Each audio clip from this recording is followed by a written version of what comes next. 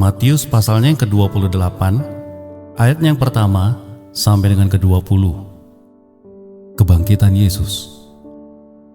Setelah hari Sabat lewat, menjelang menyingsingnya fajar pada hari pertama minggu itu, pergilah Maria Magdalena dan Maria yang lain menengok kubur itu. Maka terjadilah gempa bumi yang hebat, sebab seorang malaikat Tuhan turun dari langit dan datang ke batu itu dan menggulingkannya, lalu duduk di atasnya. Wajahnya bagaikan kilat dan pakaiannya putih bagaikan salju. Dan penjaga-penjaga kubur itu gentar ketakutan dan menjadi seperti orang-orang mati.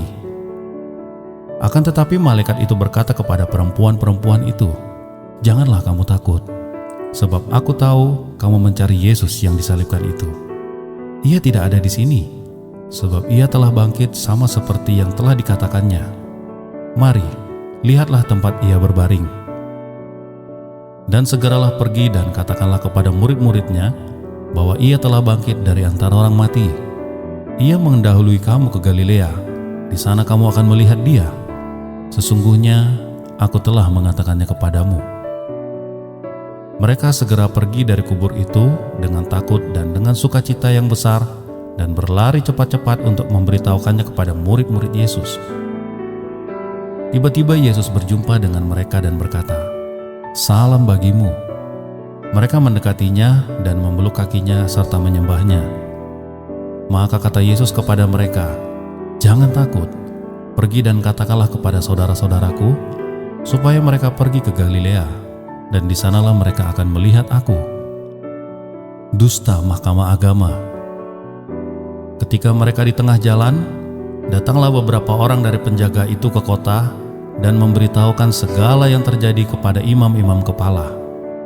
Dan sesudah berunding dengan tua-tua, mereka mengambil keputusan lalu memberikan sejumlah uang besar kepada serdadu-serdadu itu dan berkata, "Kamu harus mengatakan bahwa murid-muridnya datang malam-malam dan mencurinya ketika kamu sedang tidur.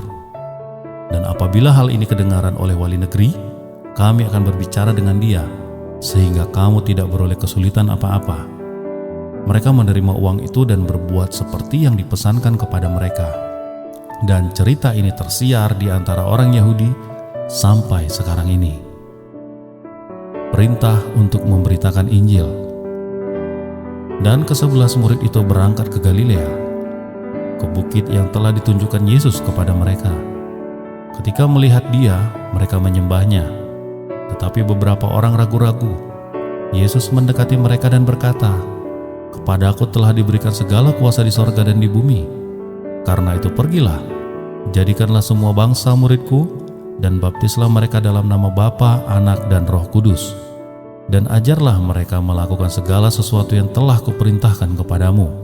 Dan ketahuilah, aku menyertai kamu senantiasa sampai ke akhir zaman."